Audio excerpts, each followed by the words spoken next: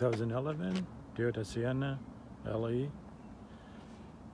Today we can replace the sliding door, the rear right sliding door, as they call it, with a subframe assembly. It is not the door handle.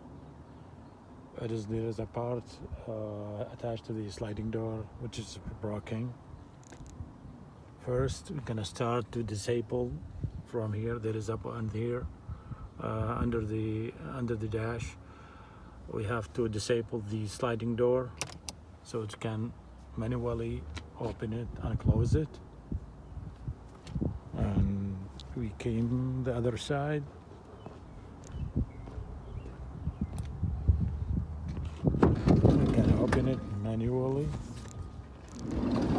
I already changed the part, but just to show you, this is the part I'm talking about. This is the part that I'm talking about.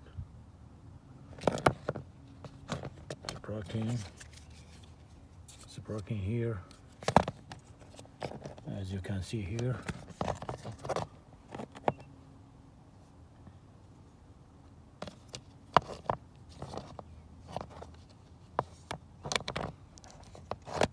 This is the part number. I got it from Toyota dealer. This is the part number. In case you wanna replace it. It's around maybe 70. I would say 70 something. It's not that. It's not like expensive. First, we have to come here. There is a plastic or rubber piece here. You have to remove it. This one.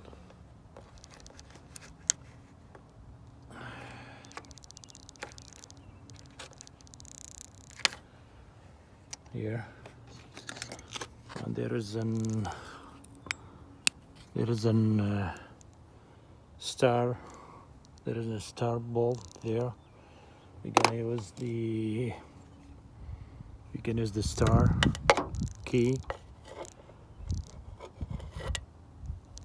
Gonna start the star key to remove it. I don't know if I can show it. After removing this star fastener, and then I show you this one. I already replaced it, but it's not the handle. It's not broken, the handle. When I take it out, it's appear this part is broken, just as I explained before. And then I'm gonna drop down the window so we can access the panel.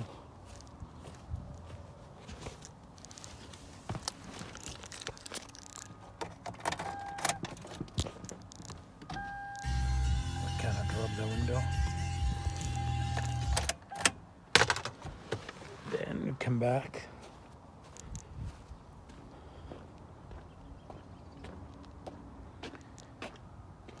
And you can use the trimmer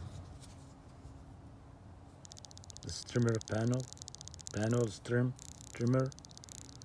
We can, and before that, we can use the screwdriver to remove. There is a bolt here to remove this one, and then we pop up the panel. Before that, we have to replace to take this one off. You just put the trimmer here.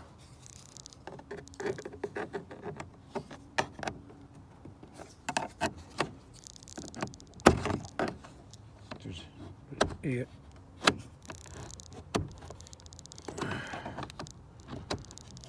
Difficult to work and put one hand. Take it out, and then you have to take this harness, which is very easy. And then after we remove this screw and this is the harness on the Windows switch. Then we put the trimmer here and take off all these clips, and then you have to pop it up the panel. Definitely you have to